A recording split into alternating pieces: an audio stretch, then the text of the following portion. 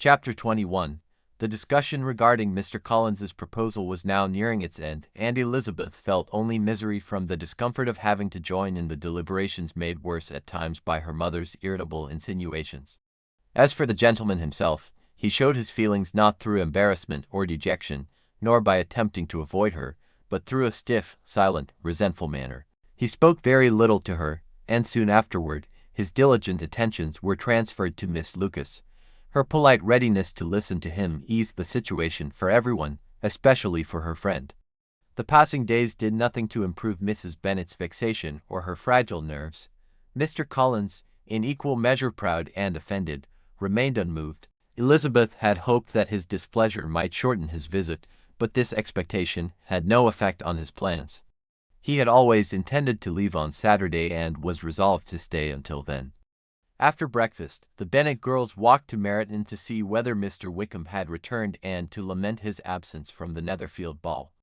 They met him upon entering the town, and he accompanied them to their aunt's house. He spoke very elegantly of his regret, his inconvenience, and the concern shown by others. But to Elizabeth, he admitted freely that he had felt it necessary to stay away. When the day drew near, he said, "I felt I ought not to meet Mr. Darcy, that being in the same room, at the same gathering for several hours, was what I could not tolerate, nor should others be subjected to such discomfort." She accepted his explanation, and the two enjoyed a pleasant interval of conversation, discoursing freely on the subject and exchanging polite compliments. When Wickham and another officer walked with the sisters back to Longbourn, he paid Elizabeth particular attention. His accompanying her had two advantages. She was pleased by the affection he showed her, and it gave her the opportunity to introduce him to her father and mother. Shortly after their return, a letter from Netherfield was brought to Jane. She opened it immediately. It was written on small, elegant paper in a delicate, feminine hand. Elizabeth saw her sister's expression change as she read, and watched her return again and again to certain passages. Jane soon regained her composure, put the letter aside, and tried to converse in her usual cheerful manner, but Elizabeth was too concerned to give even Wickham her full attention.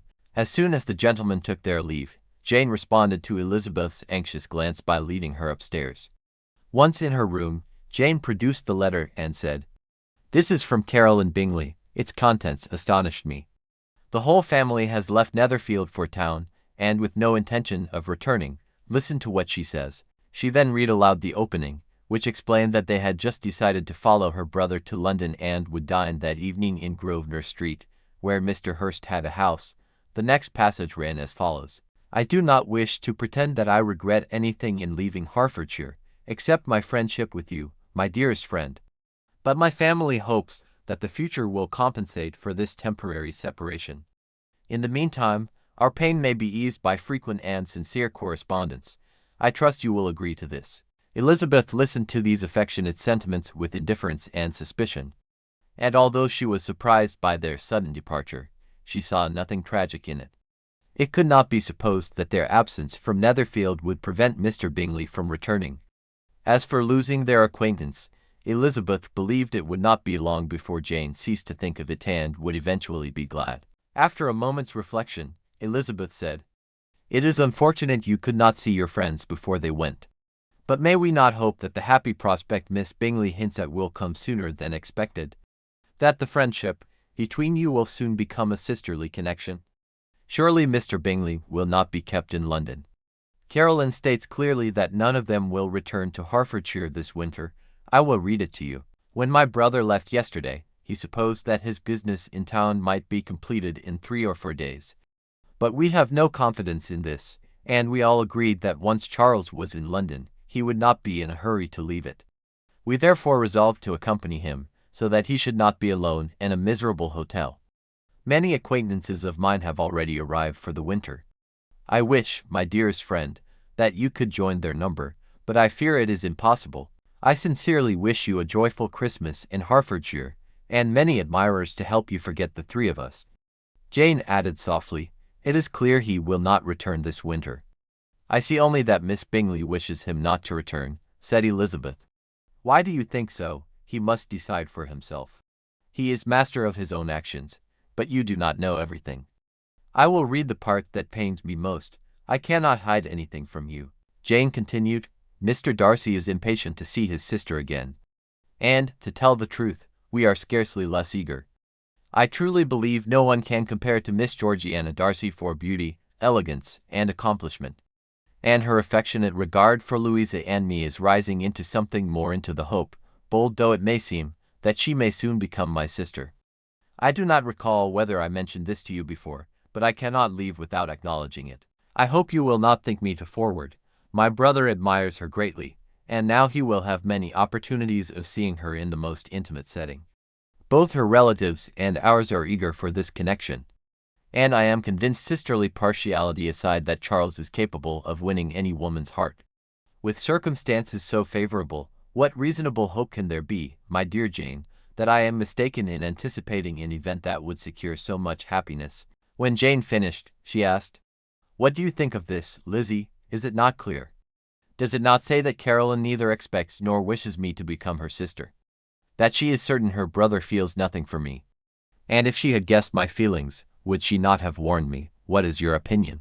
"I have one, but it is entirely different," Elizabeth replied. "Shall I tell you?" "Please do." "In short, Miss Bingley believes her brother is in love with you, but she wishes him to marry Miss Darcy. She follows him to London to keep him there and tries to convince you that he does not care for you." Jane shook her head. "Indeed, Jane," said Elizabeth, "you should believe me. No one who has seen you together could doubt his feelings. Miss Bingley is not foolish. If she had been able to see Mr. Darcy half as much in love with herself, she would already be ordering her wedding clothes. But this is the situation. We have neither fortune nor rank to tempt them, and her plan is to secure Miss Darcy for her brother so that, once a marriage unites the families, she may easily arrange another for herself. It is a clever scheme. It might succeed if Miss de Bourgh were not in the way. But my dear Jane, do not seriously imagine that Miss Bingley's attempt to make you believe her brother admires Miss Darcy will lessen your value in his eyes or persuade him to prefer another." Jane replied, "If we shared Caroline's opinion, your words might comfort me. But I do not think her capable of deceiving anyone intentionally. At worst, she may be deceiving herself." "Exactly. Believe that she deceives herself, if that gives you peace. And then let the matter rest. Do not be unhappy any longer." "But can I be happy even under the best of circumstances, knowing that his sisters and friends wish him to marry someone else?" "You must decide for yourself," said Elizabeth. "If, after due reflection, you conclude that the pain of displeasing them is greater than the joy of marrying him, then I advise you, by all means, to refuse him." Jane smiled faintly. "How can you say so? You must know that while their disapproval would grieve me deeply, I could not hesitate." "I do not think you would hesitate," said Elizabeth, "and in that case, I cannot pity you. But if he does not return this winter, I shall never have the chance to decide. 1,000 things may happen in 6 months. The thought that he might not return filled Elizabeth with contempt, for it appeared only the wishful invention of Caroline. She did not believe that such wishes, however plainly or cleverly expressed, could influence a man of Bingley's independence. She expressed her opinion with all the warmth she felt, and saw that it brought Jane great comfort. Jane was not despondent, and Elizabeth gradually allowed herself to hope that Bingley would return to Netherfield and return her sister's affection. They agreed to tell Mrs. Bennet only that the Bingley family had gone to town, without alarming her about Mr. Bingley's feelings. But even this news distressed her greatly, and she complained bitterly about the misfortune of losing such dear friends as though they were close relations. Soon, however, she consoled herself with the idea that Mr. Bingley would return shortly and dine at Longbourn. Everyone felt a certain delight at the thought of inviting him to an ordinary family dinner, though Mrs. Bennet was determined that it should be a grand feast. Chapter 22. The Bennet family was invited to dine with the Lucas family, and once again Miss Charlotte Lucas devoted most of her time to politely listening to Mr. Collins. Elizabeth took the opportunity to express her gratitude. "You have made him so happy, Charlotte, and I thank you very much."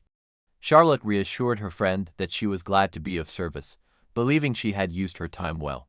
This was very kind, but Charlotte's goodwill extended far beyond what Elizabeth imagined, for her true intention was nothing less than securing Mr. Collins's attention. Such was her aim, and appearances were so encouraging that, when they parted that evening, she could almost consider herself successful had it not been for Mr. Collins's imminent departure from Hertfordshire.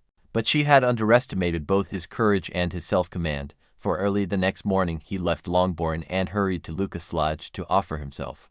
He wished to avoid being seen by his cousins, fearing that if they noticed his absence they might suspect his purpose, something he did not want revealed until he knew the result. His concern was justified, for although Charlotte had encouraged him, he was not entirely confident after his adventure on Wednesday. However, the way she received him made him exceedingly happy. As he approached the house, Miss Lucas saw him from an upstairs window, and immediately went out, pretending she had merely happened to meet him on the lane. But she did not dare hope for the eloquence and ardor that awaited her. Within the short time allowed by Mr. Collins's lengthy speeches, everything was settled to their mutual satisfaction. As they entered the house, he earnestly begged her to name the day that would make him the happiest of men. Although she could not answer at once, the young lady had no wish to diminish his delight.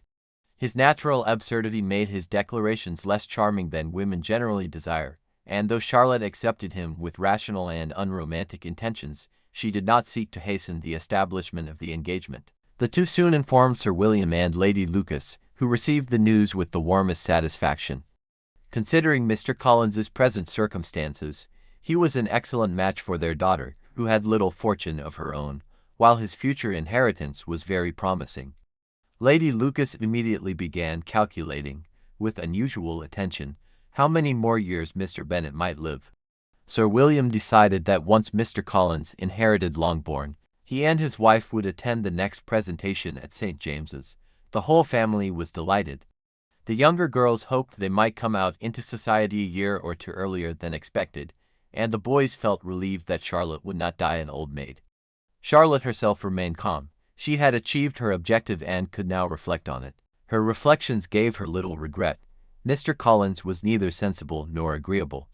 His company was often irritating, and his affection for her the result of his imagination, but he would be her husband.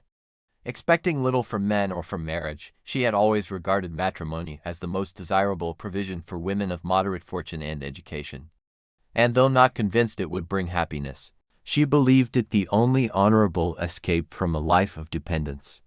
Now that she had secured this provision, and at 27 and plain, she considered herself fortunate. The most unpleasant part would be Elizabeth Bennet's surprise, for Charlotte valued her friendship above all others. Elizabeth might wonder, perhaps blame her. And although Charlotte was firm in her decision, she could still feel hurt if her friend disapproved. She therefore resolved to tell Elizabeth herself, and so, when Mr. Collins returned to Longbourn for dinner, she asked him not to reveal anything. He promised, though with difficulty, for everyone questioned him about his absence, and he had to evade cleverly while burning to announce his prosperous engagement. Since he was leaving early the next morning and could not say goodbye individually, a general leave-taking took place that evening. With great civility, Mrs. Bennet said she would be delighted to welcome him again at Longbourn whenever he visited the neighborhood. He replied, "Madam, I am exceedingly grateful for the invitation, for I have long hoped to receive one, and you may depend upon it that I shall avail myself of it at the earliest opportunity." Everyone was astonished. They had not expected such a prompt answer. Mr. Bennet replied at once, "But will Lady Catherine approve, Mr. Collins? Surely you should forget your relations rather than displease your patroness." Mr. Collins answered, "Sir, I am particularly obliged to you for such a friendly caution, and I assure you I shall do nothing without her ladyship's consent. It would be safer, nonetheless. You may give up many things, but you must not risk offending her. I am sure you would wish to visit us again, but if it should distress Lady Catherine, I beg you will not think of it. And you may be certain we shall harbor no resentment. Sir, believe me, I am deeply sensible of your concern and shall express my gratitude in writing, together with thanks for the kindness I have received during my stay in Hertfordshire. As for my fair cousins, though I shall not be long absent and therefore need not be elaborate in my farewells, I nevertheless wish them health and happiness, including Miss Elizabeth." With the proper amount of ceremony, the ladies left the room. All were astonished that he intended to return so soon. Mrs. Bennet immediately concluded that he meant to choose another of her daughters, and Mary in particular might accept him. She had always thought better of him than her sisters did. His reflections she considered profound, and she believed that with encouragement to read and think, he might become a pleasant companion. But the next morning all hopes vanished. Miss Lucas called after breakfast and, when alone with Elizabeth, revealed what had happened. Elizabeth had suspected once or twice that Mr. Collins might admire her friend, but that Charlotte would encourage him seemed as impossible as her encouraging him herself. She was so astonished that she forgot her manners and burst out, "Engaged to Mr. Collins, my dear Charlotte, impossible." Charlotte's composure gave way momentarily at such frankness, though she had expected surprise. She quickly recovered and said, "My dear Eliza, why should you be so amazed? Do you think it incredible that Mr. Collins could please any woman, simply because he did not succeed with you?" Elizabeth regained her calm and did her best to assure her friend of her joy at the prospect of such a match, and she wished them every happiness. Charlotte replied, "I see what you are feeling. You must be surprised, very, very surprised that he should ask me. But when you have had time to think it over, I hope you will be satisfied with my decision. I am not romantic, you know. I ask only for a comfortable home, and considering Mr. Collins's character, connections, and situation in life, I am convinced I shall be as happy with him as most people are in marriage." "Undoubtedly," said Elizabeth gently. After a moment of embarrassment, they returned to the family. Charlotte did not stay long, and Elizabeth had time to reflect on what she had heard. It was some time before she could reconcile herself to such an unsuitable marriage. That Mr. Collins had proposed twice within 3 days was odd enough, but even stranger was that he had been accepted. She had always believed Charlotte's views on marriage to be exactly like her own, but now she saw she had been mistaken. That Charlotte should sacrifice every finer feeling for worldly advantage shocked her. Charlotte married to Mr. Collins, it was a humiliating picture indeed. And added to the pain of a friend degrading herself and losing Elizabeth's esteem was the certainty that Charlotte could never be truly happy with the man she had chosen. Chapter 23. While Elizabeth was sitting with her mother and sisters, reflecting on what she had heard and wondering whether she was allowed to reveal it or not, Sir William Lucas appeared. He had been sent by his daughter to announce her engagement. With congratulations for them and with even greater pride in the alliance between the two families, he delivered the news. Everyone was not only bewildered but found it difficult to believe. Out of obstinacy rather than courtesy, Mrs. Bennet insisted that he must be mistaken. Lydia, who was never restrained nor polite, exclaimed loudly, "Good gracious, Sir William, how could you tell such a story? Do you know that Mr. Collins wanted to marry Lizzie?" Only the generosity of a true gentleman could have restrained anger at such a remark, but Sir William's good breeding allowed him to endure it. And although he confirmed that the news was true, he listened to all their impertinence with the most patient politeness. Elizabeth thought she ought to help him escape the uncomfortable situation. She confirmed what he said by repeating what Charlotte had told her. She tried to put an end to her mother's and sisters' complaints by offering warm congratulations to Sir William, joined by Jane, and by making a few remarks on the happiness the marriage would bring, on Mr. Collins's excellent character, and on the convenient distance between Hunsford and London. Mrs. Bennet, overwhelmed, said little in Sir William's presence, but as soon as he had left, she poured out her feelings. First, she still insisted she would not believe the whole affair. Second, she was convinced Mr. Collins had been tricked. Third, she believed they would never be happy together. And fourth, the marriage might yet be broken off. She then reached two conclusions. First, Elizabeth was the sole cause of all this trouble. And second, Elizabeth herself had been cruelly used. These two ideas remained in her mind the entire day. Nothing could comfort her and nothing could persuade her otherwise. Her resentment did not subside in a single day. A week passed before she stopped scolding Elizabeth whenever she saw her. A month passed before she could speak to Sir William or Lady Lucas without rudeness. And many months slipped by before she could forgive their daughter. Mr. Bennet was more composed, finding some amusement in discovering that Charlotte Lucas, whom he had once believed to possess sound judgment, was as foolish as his wife, and even more foolish than his own daughter. Jane, deep down, was somewhat surprised by the match, but she spoke more of her hopes for their happiness than of her own astonishment. And Elizabeth could not convince her sister that the marriage could not bring happiness. Kitty and Lydia felt no jealousy toward Charlotte, for Mr. Collins was only a clergyman, and the marriage concerned them only as gossip to share in Meryton. Lady Lucas could not help feeling a triumphant pleasure in being able to retaliate against Mrs. Bennet by securing such a fine marriage for her daughter. She visited Longbourn even more frequently than before to display her joy, although the bitter glances and sharp remarks she received ought to have been enough to dim her happiness. Elizabeth and Charlotte behaved with restraint, neither of them mentioning the subject. But Elizabeth clearly saw that they could no longer share their confidential thoughts as before. Her disappointment in Charlotte made her turn again to worrying for her sister. Her opinion of Jane's sweetness and delicacy had not changed. Instead, she became increasingly anxious for her sister's happiness, as Bingley had now been gone a week with no news. Jane wrote a reply to Caroline and waited each day for further information. The letter of thanks Mr. Collins had promised on the third day, addressed to Mr. Bennet, expressed sentiments of such gratitude as if he had stayed with them for 12 months. After relieving his conscience on that matter, he went on enthusiastically about the happiness he enjoyed in the affection of their charming neighbor, Miss Lucas. He explained that it was solely to be near her that he had accepted their kind invitation to visit Longbourn again. He hoped to return the following Monday, for Lady Catherine had warmly approved the marriage and wished it to proceed as soon as possible. Therefore he believed his dear Charlotte would soon set a date that would make him the happiest young man alive. Mr. Collins's return to Hertfordshire was no pleasure to Mrs. Bennet. On the contrary, she complained incessantly as much as Mr. Bennet did. It was strange, inconvenient, and extremely troublesome that he should come to Longbourn instead of Lucas Lodge. She disliked having guests in the house when her health was suffering, and she thought lovers were the most tiresome creatures alive. Such were her whispered complaints, added to the distress caused by Mr. Bingley's long absence.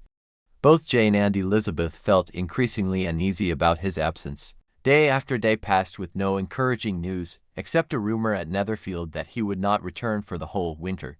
Mrs. Bennet was furious at this report and dismissed it as the most malicious falsehood imaginable.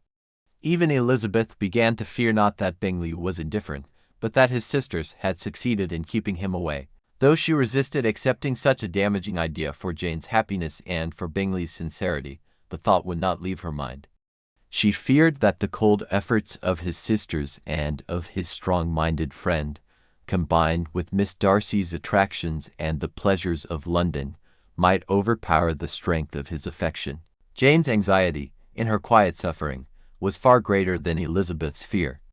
But whatever she felt, she resolved to conceal it, and so neither sister ever spoke of the matter. But such delicacy could not restrain their mother. Not an hour passed without Mrs. Bennet mentioning Bingley, expressing her impatience for his return, or forcing Jane to admit that if he did not come back, she must consider herself ill-used. Jane needed all her gentle firmness to endure these attacks calmly.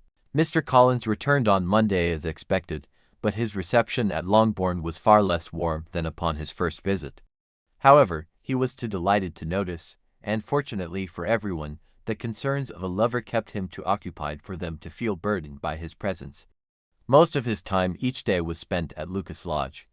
Only occasionally would he return to Longbourn long enough to apologize for his absence before the family went to bed.